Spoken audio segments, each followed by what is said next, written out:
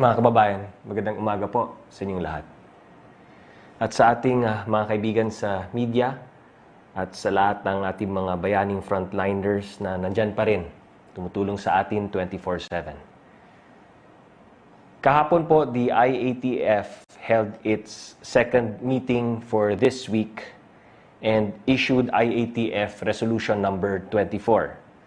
Pero bago ko basahin yung nilalaman ng resolution na yan, hayaan nyo muna akong banggitin ko po yung development dun sa, or latest update sa ating social amelioration program. As of April 15, 2020, the DSWD already forged 1,387 Memorandum of Agreements on SAP, or the Social Amelioration Program, with various cities and municipalities. So a total of 1,228 LGUs were already provided with funds amounting to 65 billion pesos. If the total amount for the Social Amelioration Program for the various LGUs is 80.9 billion pesos, then this 65 billion pesos already given to the LGUs accounts for more than 80% already downloaded. A total of 236,331 low-income, non-4-piece families received their emergency cash assistance equivalent to 1.3 billion pesos. Now, in addition to the emergency subsidy program, the DSWD has also catered to 14,096 clients for COVID-related concerns tulad ng medical assistance and/or burial assistance in the amount of 67,530,340 pesos and 48 centavos through the regular assistance to individuals in crisis situations. The DSWD has further distributed a total of 400,201 family food packs to various LGUs in the regions, amounting to 156,116,899 pesos and 49 centavos. Balikan na naman natin ang IATF Resolution number 24. Ang mga sumusunod, ang mga kasunduan at nilalaman ng resolution na ito. Letter A. Foreign cruise ships carrying Filipino crew shall be allowed to dock in ports in Manila and to be used as quarantine facility for said Filipino crew members, subject to the guidelines to be issued by the member agencies of the sub-task group for the repatriation of overseas Filipino workers, pursuant to their respective mandates. Further, the foreign crew on board aforesaid foreign cruise ships shall be allowed to disembark in Manila for the sole purpose of taking outbound flights to their final destination abroad, as previously allowed pursuant to Interagency Task Force Resolution number 15 series of 2020, provided such foreign crew have also completed the 14-day mandatory quarantine upon disembarkation. Ang mga foreign cruise ship na may dalang mga Pilipinong crew members ay papayagang dumaong sa mga pantalan sa Maynila at magamit bilang quarantine facility nila, alinsunod sa patakaran ng Sub-Task Group for the Repatriation of Overseas Filipino Workers. Ang mga foreign crew members na kasama nila ay papayagang umuwi sa kanilang mga bansa basta matapos din nila ang mandatory 14-day quarantine dito. Letter B. Pursuant to the directive of the President, the Department of Health, in coordination with its Technical Advisory Group, is directed to finalize guidelines for the supplementary utilization of FDA-approved rapid antibody test kits. Ang DOH kasama ang kanyang Technical Advisory Group ay inaatasan na isapinal na ang mga patakaran sa paggamit ng rapid antibody test kits na aprobado ng FDA.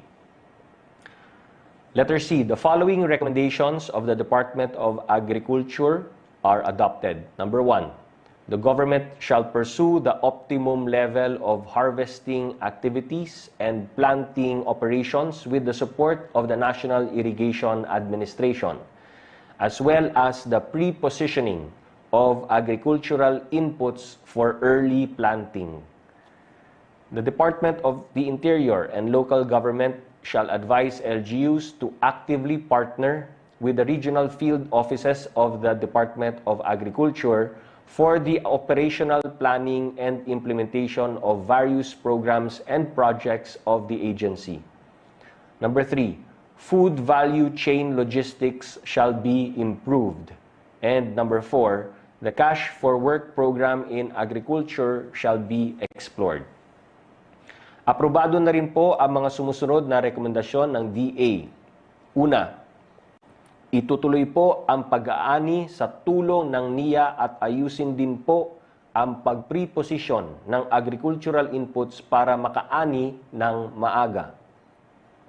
Kalawa, ang DILG ay inaatasang abisuhan ang mga LGU para makipag-ugnayan sa mga regional office ng DA para sa mga pagpaplano ng mga proyektong pang-agrikultura. Pangatlo, ayusin at paigtingin ang food value chain logistics at pang-apat, aralin ang Cash for Work in Agriculture program ng Department of Agriculture. Letter D, the IATF approves the recommendation of the National Economic and Development Authority, NEDA, to pursue supply chain regulatory impact assessments and to develop the supply chain analysis or SCAN dashboard in cooperation with partner agencies and select private entities. The outputs of the regulatory impact assessments shall be referred to the IATF as a whole or any of its member agencies, and the outputs of the SCAN dashboard shall be referred to the National Task Force COVID-19 for its consideration. Aprobado na rin po ang rekomendasyon ng NEDA na gumamit ng supply chain regulatory impact assessments at bumuo ng supply chain analysis or SCAN dashboard sa tulong ng ibang ahensya at pribadong sektor. Ang produkto ng regulatory impact assessments ay ibibigay sa IATF o sa ahensya ng kanyang miyembro, habang ang produkto ng SCAN dashboard ay bibigay sa National Task Force COVID-19 para sa pagsusuri nila. Letter E, the updated nomenclature in classifying individuals for the surveillance and management of the COVID-19 health event is adopted. Patients under investigation with mild, severe, or critical symptoms whose results have not yet been released shall be designated as suspect cases. PUIs with inconclusive test results shall be classified as probable cases. Persons under monitoring shall still be referred to as PUMs and shall still be reported and managed accordingly. Gagamitin na po natin ang mga bagong terminolohiya para sa pagklasipika ng mga individual na pinagsususpetsiyahang may COVID-19 o kumpirmadong COVID-19. Ang dating tinatawag na mga patients under investigation or PUI na may banayad o malubhang sintomas na di pa nilalabas ang resulta ng kanilang mga test ay tatawaging suspect cases. Ang mga PUIs na hindi pa tiyak ay tatawaging probable cases. Ang PUI na may test results na hindi pa tiyak ay tatawaging probable cases. Ang mga taong tinatawag na natin dati na persons under monitoring ay tatawaging PUM pa rin. The Department of Energy shall form part of the expanded membership of the Interagency Task Force. Isinasama na po ang Department of Energy sa expanded membership ng IATF. Bago po natin i-wrap up ang briefing ngayong umaga, may ilang update lang po tayo. Nadagdagan na po ang bilang ng mga laboratoryong sertipikado na pwedeng magbigay ng COVID-19 test. Meron na po tayong 16 laboratories na kayang mag-conduct ng real-time RT-PCR for COVID-19 ayon sa Department of Health. Bukod po dito, binabalita or ibinalita ng Philippine Coast Guard na sinimulan na po ang paggamit ng 2 barko bilang quarantine facility. The PCG kicked off the operations of the quarantine ships by welcoming 90 repatriated Filipino seafarers from South Korea, Indonesia, and Qatar last Tuesday. After being screened, the seafarers were provided with individual room accommodations where they shall complete the 14-day quarantine period. Yung iba na may nauna ng hotel bookings na inayos ng OWA ay mananatili sa nasabing mga hotel para sa kanilang 14-day quarantine. Matapos magsagawa ng medical profiling ang PCG medical teams. Ngayon, base sa huling tala ng DOH, may 230 na bagong kaso ng COVID-19 sa bansa, for a total of 5,453 confirmed COVID-19 cases. The disease claimed 14 more lives yesterday, bringing the total to 349 fatalities. Ibinalita na rin po ng DOH na kahapon, 58 po ang nakarecover na sa COVID-19. Kaya 153 total recoveries. Hinuli ko po ang mga bilang na ito para idiin na napakaseryoso po ng outbreak na ito. Itong sakit na ito. Habang tumatagal ang ECQ, human nature po na isipin na nagiging okay na ang lahat. Natural na maging kampante. Ngunit habang may mga kababayan tayo na nahahawa at namamatay dahil sa sakit na ito, habang may mga medical health workers na nagbubuwis ng buhay para labanan ang outbreak na ito, hindi tayo pwede maging kampante. We must stay the course. Kailangan tuloy-tuloy ang pag-iingat, ang paghugas ng kamay, at ang striktong pagsunod sa physical distancing at patakaran ng ECQ. When we stay home and practice social distancing, we save lives. Kaya bahay muna, buhay muna. Together we can beat COVID-19. Together, with the mercy and grace of God, we will heal as one. Maraming salamat po. Sasagutin ko na po ang mga katanungan mula sa ating mga kaibigan sa media.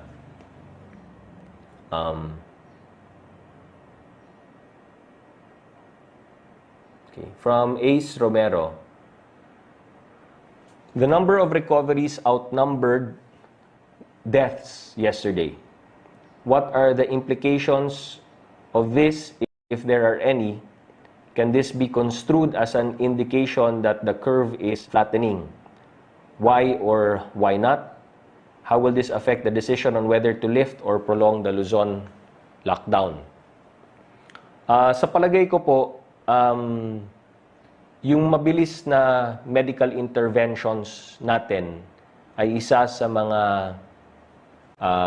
paraan kung paano natin maiwasan ang fatalities and paano natin ma-improve ang recoveries.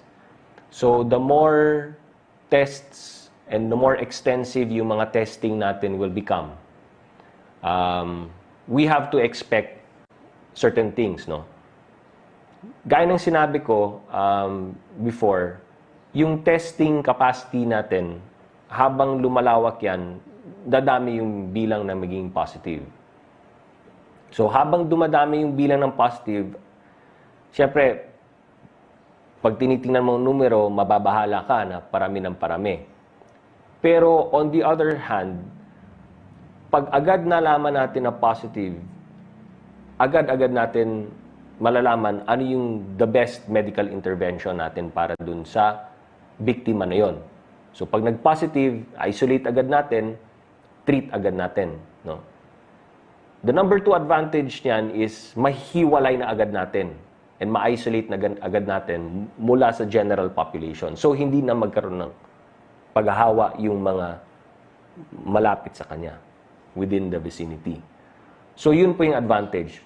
Kaya, the more extensive ang testing natin, kasi ngayon, 16 laboratories and then there are more in the pipeline to come. Then,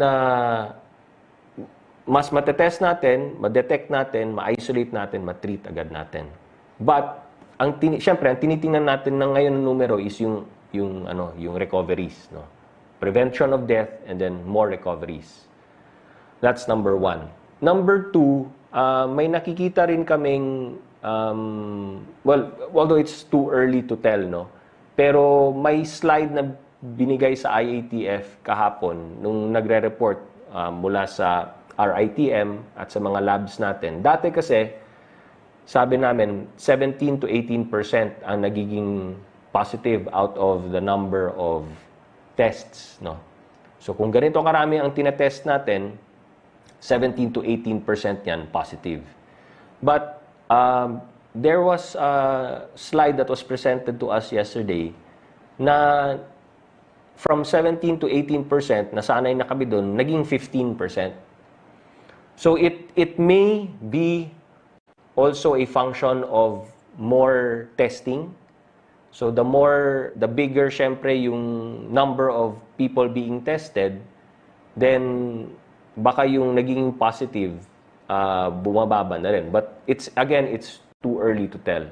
Pero ang importante dito is we need to test more so that we can detect more, isolate them, and then treat them.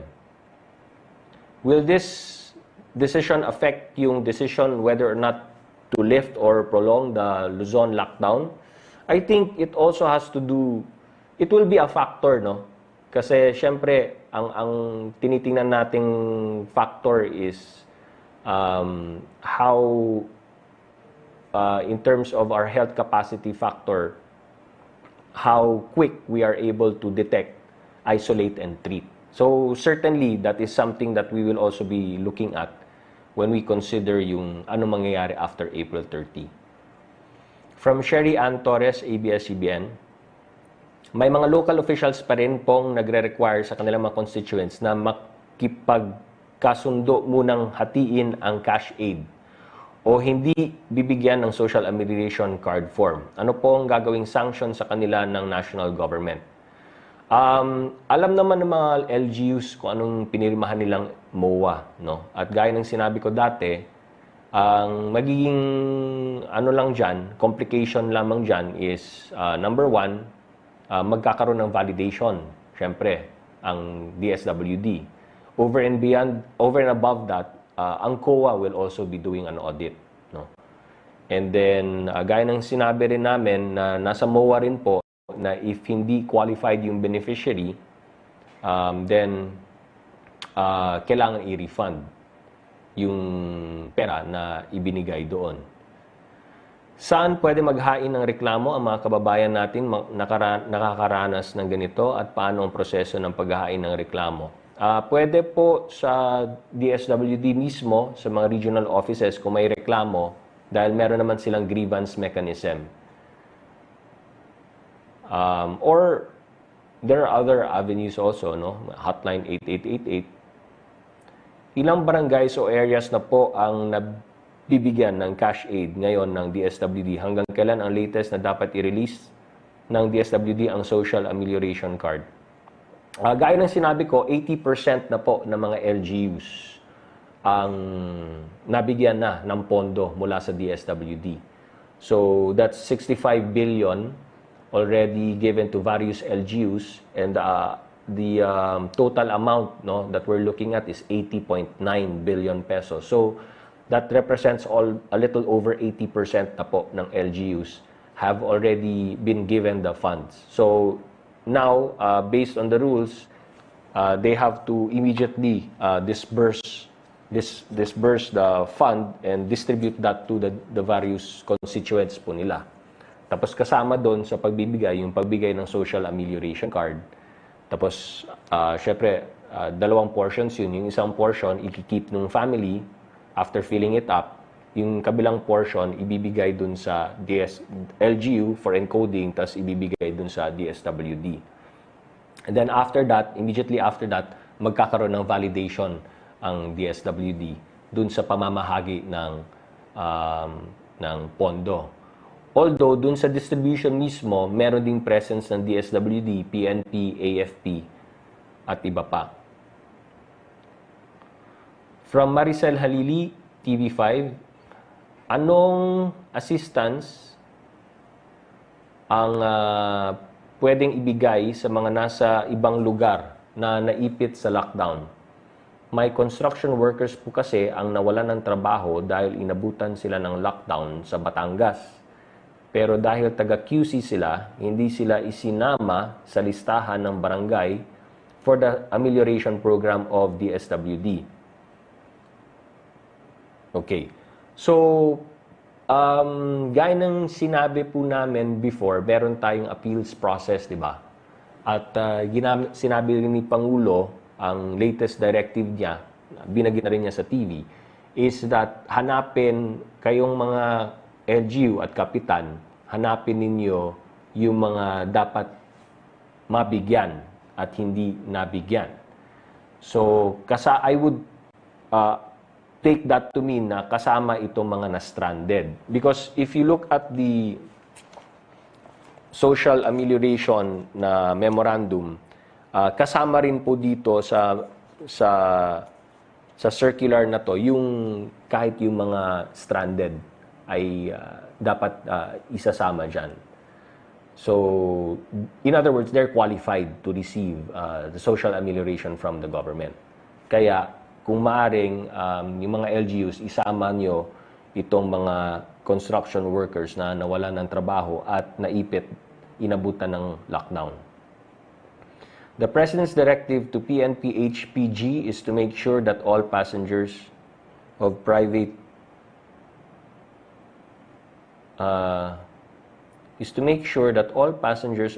vehicles are part of APOR. Okay.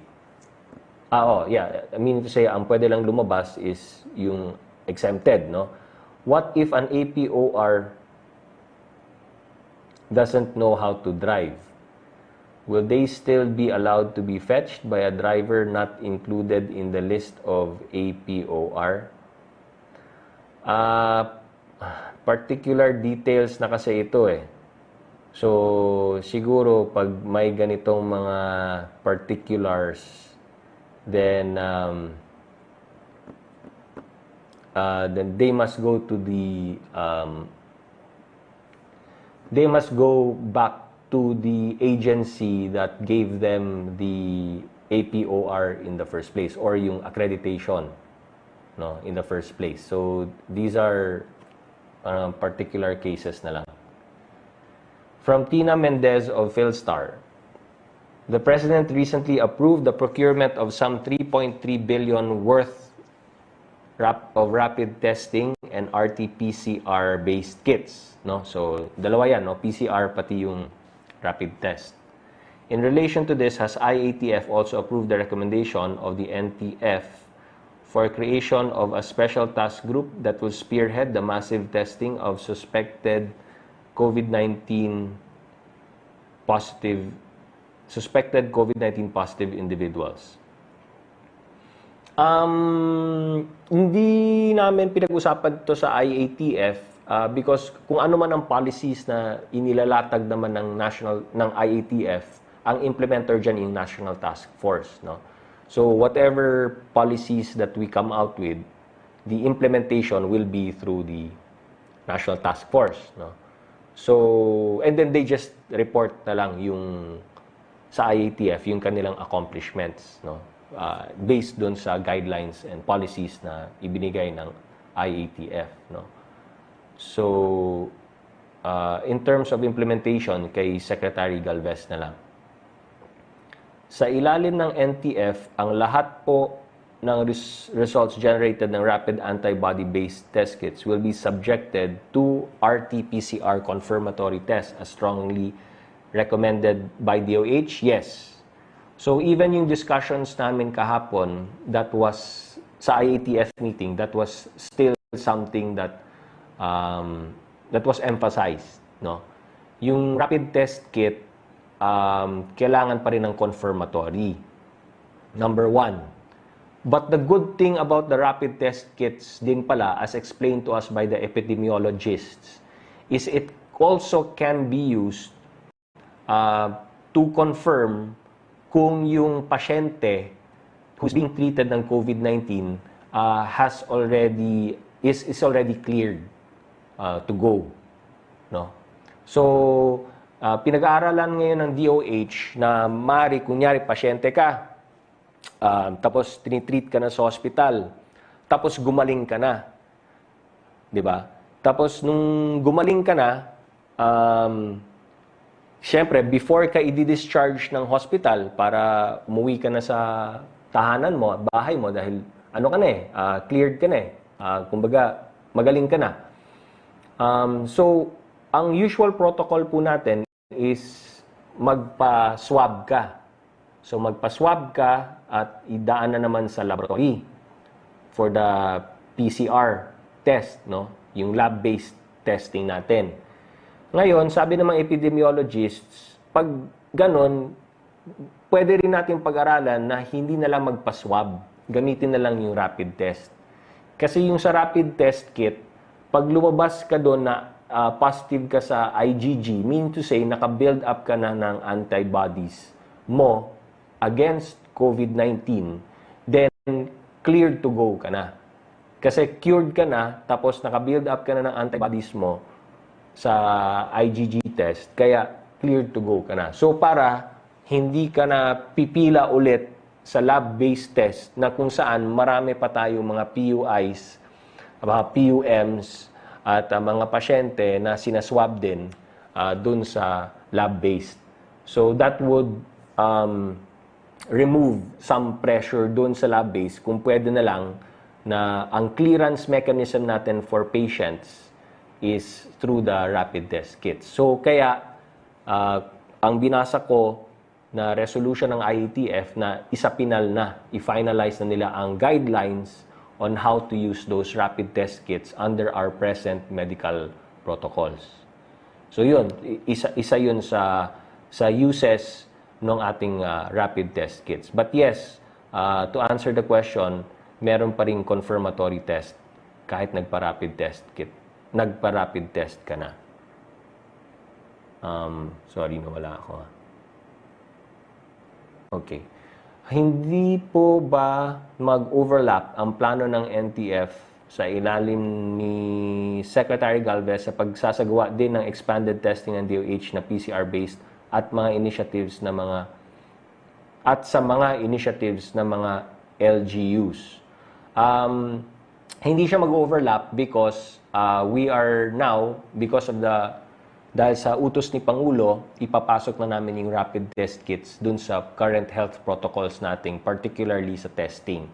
So pag na-finalize na po yan, then we will cascade to everybody. The National Task Force will implement based on the guidelines. Yung LGUs din will implement based on those guidelines. So hindi magkakaroon ng overlap. Please clarify again the use of Rapid Pass. Ito yung sa DICT, no? How many Rapid Pass applications have been approved so far since its implementation this week? How come the PNP is not honoring the IATF accreditation issued to media? Because the policy strictly requires members of the press to present Rapid Pass barcode at checkpoints. That it should not be a problem, no, itong media and the rapid pass, because that has already been coordinated, no? Lahat ng ginagawa ng DICT at DOST at yung gumawa ng rapid pass has already been coordinated with the PNP. So it shouldn't be a problem. With regard to the details ng rapid pass in terms of how many applications, etc., I would refer you to the DICT for the updates on that. Yung sa rapid pass lamang, syempre nag-identify kasi sila ng mga tao sa different agencies, officials from the different agencies, to be the one to approve, no? So yun lang naman na naging concern dun sa sa pag-operate ng rapid pass, yung the different agencies concerned approving kung sino yung mga applicants for rapid pass. But otherwise, it's all systems go. From Joyce Balancio of DZMM, may mga local officials pa rin pong nagre-require. Okay, tapos na tayo dyan. Tapos na tayo dun. From Kathy Valente of Manila Times, kailangan po namin ang tulong niyo. Taga Palawan po ako, bayan ng San Vicente. Bukas po kasi ang bigayan sa amin ng 5,000 na ayuda ni Presidente. Marami po ang mga naka-fill up ng form. Ngayon po, dumating na ang list, yung list ng makakatanggap. Marami po yung wala sa listahan. Ang problema pa po doon, may mga kagawad na nakasama. Ano po ang pwedeng gawin? Mag-file po tayo ng reklamo sa DSWD or sa DILG. So, para maimbestigahan po ito. Kasi kailangan syempre ng complainant para maumpisa ng investigation dito. Makakaasa po kayo na kasama naman ito sa proseso, whether or not may complainant, kasama sa proseso ng DSWD yung validation. Pero mas maigi po kung may complainant para ma-investigate talaga natin. Sa totoo lang po, karamihan dito sa amin, sa liblib po kami, sityo lang po kami. Kung makikita nyo po kami, kahit kayo po ang magsabi na karapat-dapat po kami. Salamat po. Okay. Kaya nga sinabi ni Pangulo, di ba, yung kanyang utos, sa mga LGU, pati sa mga kapitan, hanapin ninyo yung mga dapat bigyan. At kung nakaligtaan at hindi nabigyan, pakisabi sa DSWD dahil inatasan niya po ang DSWD at DILG na makipag-ugnayan din sa mga LGUs para kung sino man yung mga nakaligtaan ay ma-document ng pamahalaan para hanapan natin ng solusyon. From Pia Gutierrez, ABS-CBN, may mga exemptions bang ibibigay ang IATF for motorists to travel kung hindi sila kasali sa listahan ng mga authorized persons outside residence?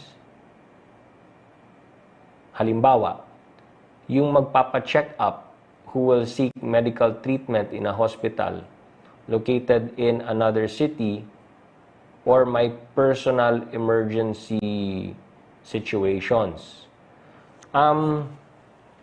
Kung naalala nyo po, we already issued, the IATF already issued, previously sa one of our IATF resolutions that for humanitarian reasons, DOH can give exceptions. Paano yung gustong mamili in a bigger supermarket, grocery, pharmacy in another city? Kasi mas maraming mabibili doon or doon lang available ang kailangang bilhin. Wag na lang po kasi Kung ganyan lang din, wag na lang. Kasi kung mamimili lang, dahil mamimili ka ng gusto mo, kaya gusto mong pumunta sa ibang syudad or ibang lugar, kung mahanap naman dun sa city mo or sa lugar mo, dun na lang. Wag na lang tayong picky, kumbaga. When in case of doubt, wag na lang. You have to understand the situation na lang. Ganun na. Intindi na natin yung sitwasyon. Okay, ngayon naghihigpit na po tayo. Dinala na po ng PNP ang HPG unit nila, yung Highway Patrol Group. Meron ng joint forces ngayon ng PNP and AFP. Yung parang joint task force or joint team nila for quarantine. Dinadala na po ang lahat ng mga ibang law enforcement agencies to the front lines para bantayan po ang ating mga kalsada, highway, public spaces. Okay? So, ibig sabihin, naghihigpit na po talaga tayo ngayon kasi ito ang napag-usapan na rin namin sa IATF kagabi. Nasa last, medyo going to the malapit ng April 30 eh, di ba? It's already what? April 16. So, ano na lang, let's just so naghihigpit na tayo. Let's just ano na lang, tuloy-tuloy na lang natin kasi kung lahat ng sakripisyo na ginawa natin, simula na nung pag-umpisa nito, no? And it's been more than a month already. Tapos dun ka pa sa parang ang point dun is so nagsakripisyo ng lahat, di ba? For how many weeks? More than a month na.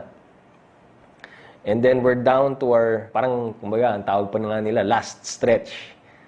Tapos dun pa tayo sa last stretch naging, complacent. Tapos dumami yung mga pasaway. Tapos so kung gawin natin yon, lahat, ano yung point nung lahat ng ito na ginawa na natin, na inumpisahan na natin?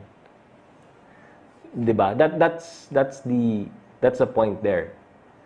Na kung lahat ng sinakripisyo natin, mababaliwala lang dahil naghahanap tayo ng paraan para makalabas. Dahil, dun sa ibang lugar kasi yung paborito kong ganito or yung paborito kong ganyan. Or sawa na ako sa mga nabibili ko dito. It just destroys everything, di ba? Parang, so, marami naman nagko-comply. Pero, napansin din, siyempre, kahit ni Pangulo, na marami ng mga pasaway. So, wala tayong choice, kundi maghigpit tayo lalo. So, that's why I'm saying, when in doubt, wag na lang. Pahabol from Tina Mendez of Philstar. The Chinese media reported that the Chinese medical team who visited the country found that the Philippines is in a significant risk, quote, in a significant risk of not being able to cut off source of infection, end of quote. They observed the limited bed capacity and lack of enough PPEs. Any comment? Well, personally, I cannot comment because I was not part of the team who accompanied the Chinese medical team for them to observe, what's happening here in the Philippines. And so I think I must defer the question to the Department of Health, particularly the officials who were advised by the Chinese medical team. From Arian Meres of ABS-CBN Online. May reminder po ang DSWD kahapon against unauthorized public solicitation for charitable purposes. Ibig sabihin po ba nito, ang mga fundraising ng pribadong individual para sa mahirap ay kailangan pa i-coordinate sa DSWD? I'm not aware. So perhaps seek clarification from DSWD, but this was not discussed sa IATF. So Sa DSWD na lang siguro magpa-clarify. From Joyce Balancio, DZMM, pahabol po also. 1. Ano talaga ang programa para sa mga senior citizens? Well, number 1, sa senior citizens, for senior citizens who are not receiving monthly pensions, they must be included sa social amelioration program. Yun. And then we also have senior citizens, indigent senior citizens, who are receiving social pension from government. So, kasama rin sila sa ating social amelioration. Number 2, directive sa LGU officials na na-overlook ang welfare ng senior citizens. DILG is supposed to be the one to supervise, oversee, and even exercise oversight sa mga LGUs, di ba? So kung may mga na-overlook na welfare ng citizens at kung ito ay labag sa any of the laws for the protection of the senior citizens, then DILG will act immediately. Ilan na ang na-assist na senior citizens, especially yung mga living alone? DSWD would probably have the data for this, no? Because,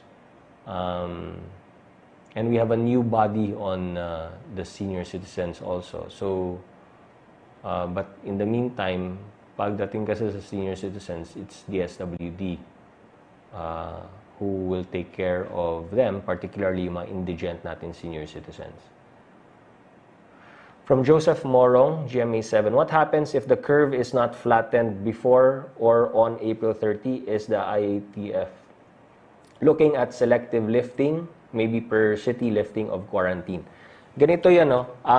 Yung small group na inatasan ni Pangulong Duterte to look at the data and to already plan what will happen sa April 30. They're the ones that are currently gathering all of the data and data analytics. No? So we discussed this a bit nung IATF meeting kahapon. And ang promise ng grupo is by Monday,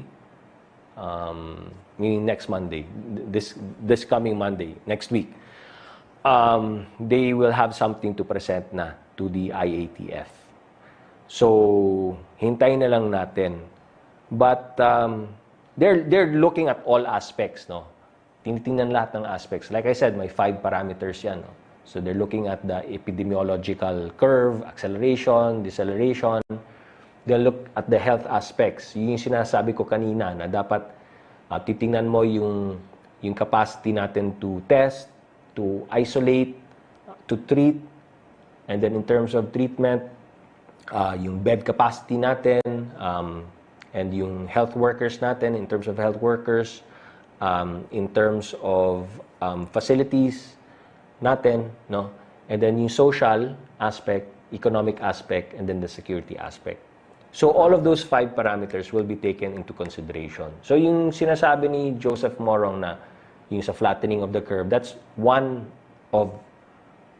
part of one aspect out of 5. So, all of that and the data needed to make decisions on that is now being collated, gathered, and then put together. And then, that's the assignment of that group this week. So, this whole week, wala sila ibang gagawin kundi tingnan ang lahat ng mga numero. And then by Monday, they'll have something to present to the IATF. Ngayon, will we make a decision come Monday? Not yet. Because by Monday, next week, that's their presentation. So, syempre, pag present nila yan, I anticipate a lot of discussions. Diba? But at the very least, pag present nila yan, makikita na natin talaga yung, kumbaga yung running total or the running figures as of Monday, taking into consideration all of these 5 parameters. And then that will guide us all the way for next week. And then at one point, we will present that to the President. Diba? Because by next week, dapat meron na talaga tayong mapresenta kay Pangulo kasi the week after that, yun na yung week ng April 30, diba? So, yun ang timeline. From Jen Kabiling, Manila Bulletin, is the government alarmed the Philippines has the highest number of COVID cases in Southeast Asia? What best practices shared by neighbors have the government taken into consideration to contain the outbreak? Will you consider the Chinese medical expert suggestion on establishing Fankang Hospital and improving virus detection capacity? Yung sa Chinese medical experts, I won't comment muna on that. No? Let's let the DOH comment on that. Because again, I have no personal knowledge. But are we alarmed? Ganito, yung number of cases ng COVID-19 sa Pilipinas is a function, we believe, is a function of the expansion of our testing capacity, capability, and implementation. If tingnan mo lang yung math, sabihin natin 17 to 18% of those undergoing testing come out positive. So, necessarily, pag in-expand natin yung testing, pag dinamihan natin yung test natin, i-calculate mo lang, what is 17% of the number of tests that we're conducting? Kung aabot tayo ng 40,000 tests, i-multiply mo ng 17%. Kung aabot tayo ng 50,000 tests, i-multiply mo ng 17%. But like I said, may nakita nga kaming graph na naging 15% na. So, it can also be a function na the more we expand, bababa din yung number of positives. Kasi in-expand mo na yung testing mo eh. But again, that's inconclusive. May nakita lang kami, nag-dip ah. But again, that's inconclusive. Anyway, for argument's sake, sabihin natin, we stick, it settles talaga at a 17% level. So, the more you expand, the more tests we conduct, kung maging 50,000 or 60,000 tests na yan, i-multiply mo ng 17%, yan yung number of possible COVID-19. No? Let's just make these assumptions. Okay. So, dapat, what is the good thing that will come out of that? Ma-detect agad natin, ma-isolate agad natin, at mabigyan agad natin ng health intervention, the proper health intervention. That way, we can increase the numbers of recoveries and decrease the number of deaths. Okay? Now, that is just based on assumption if you do linear assumption. Pero, there is also a chance na it might not be that linear. Maybe there's a chance na from 17% maging 16, 15, 14, the more you expand. But ito yung laging pinupukpok ni Secretary Galvez. Let's test, test, test. Okay? So, to answer the question, we must not be so alarmed na if you're seeing, of course, you'll be alarmed, but you don't get disheartened if ang nakikita mo is, dumadami tayo. Mas malaki na tayo sa Malaysia o tayo na pinakamalaki sa ASEAN. If naman, ang kapalit niyan is agad natin na-isolate, agad natin tinitreat, and agad natin napaparecover. Okay? Kasi some scientists, epidemiologists will say na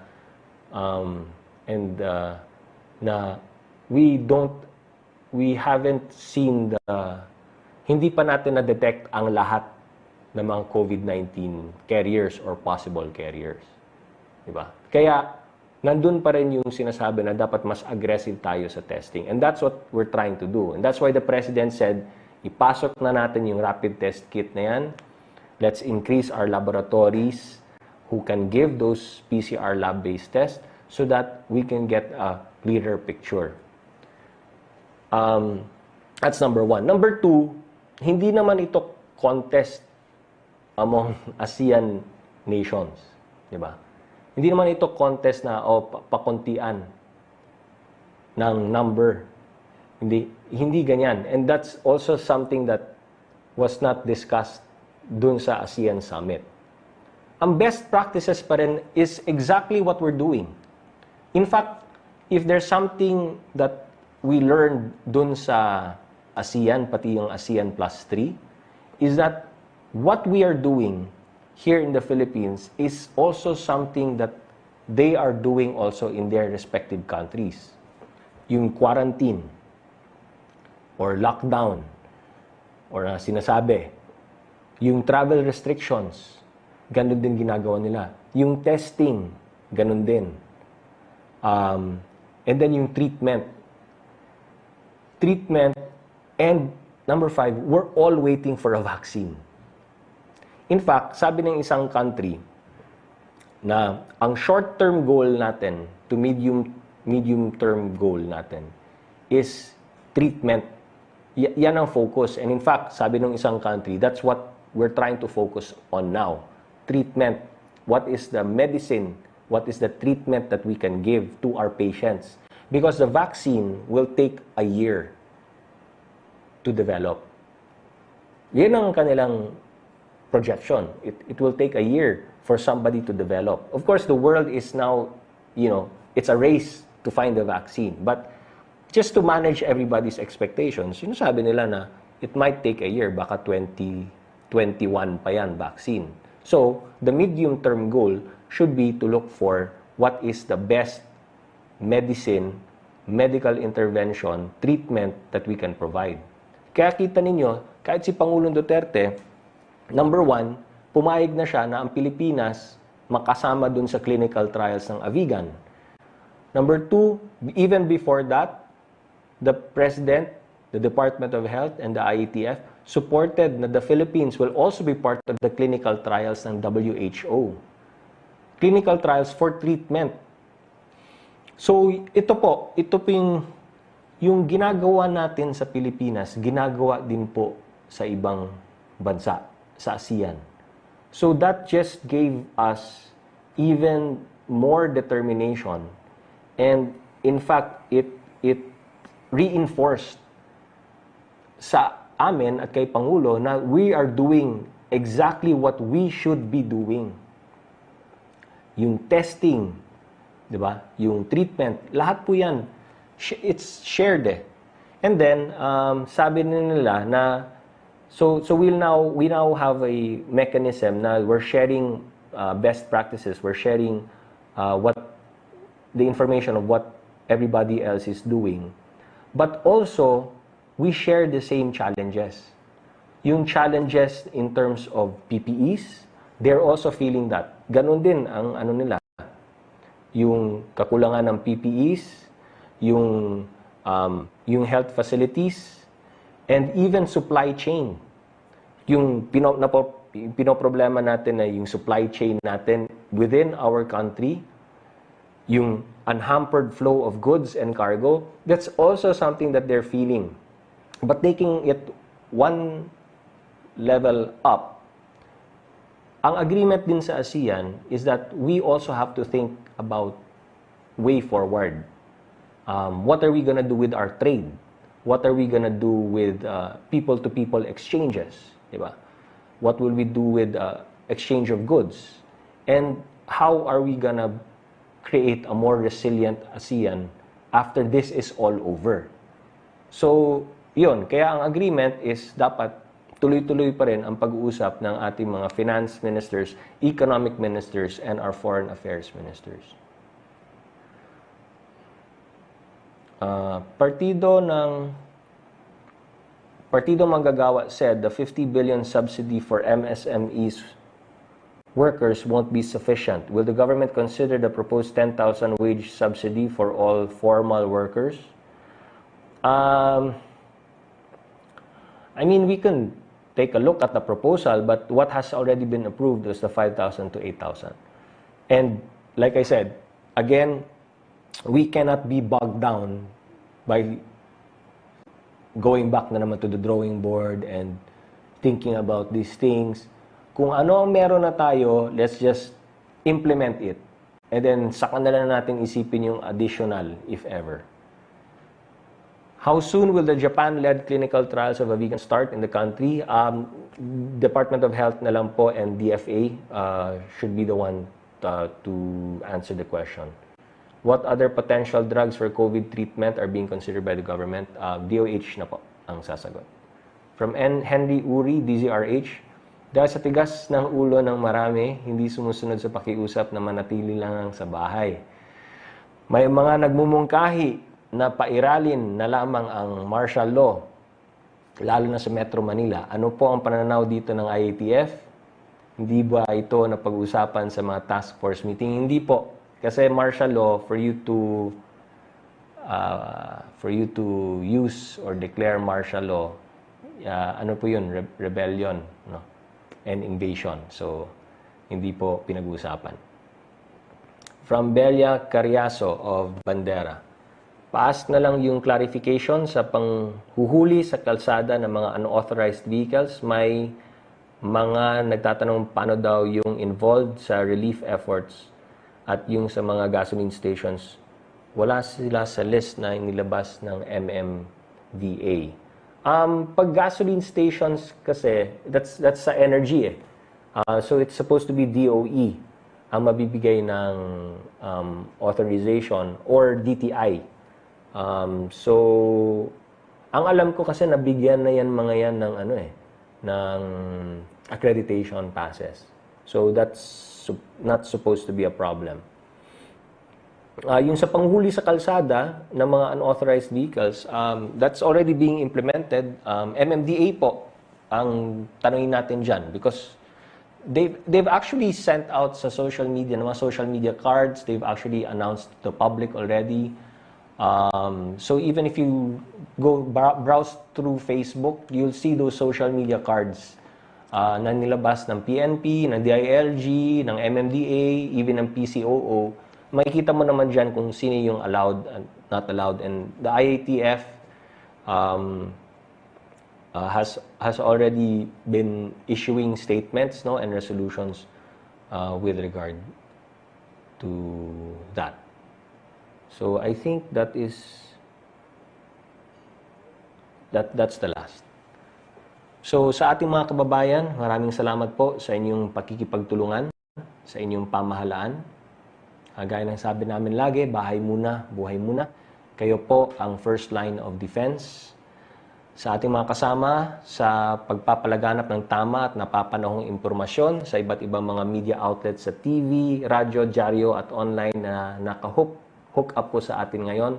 Maraming salamat po. Mga kababayan, ito na yung we are on the week after Holy Week. We have this week, we have next week, and then the week after that, yan na po yung April 30. By next week, meron na pong ipepresent sa amin sa IATF ng maliit na grupo na inatasan ni Pangulo para tingnan anong mangyari sa April 30.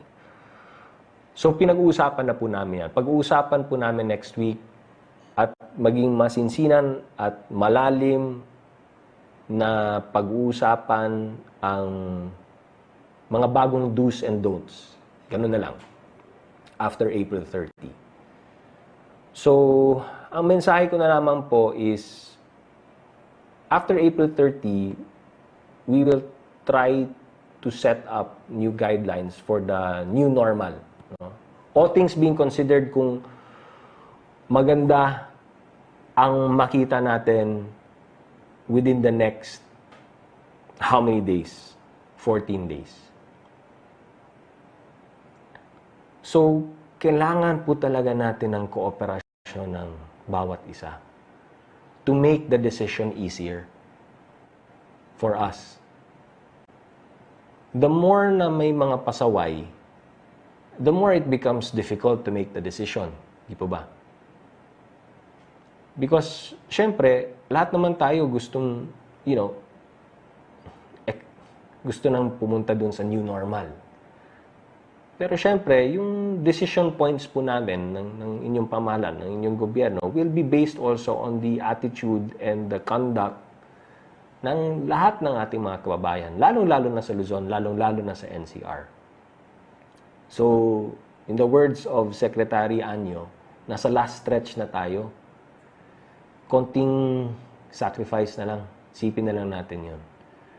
So, yun po yung pakiusap natin sa lahat. Pero, ganun pa man,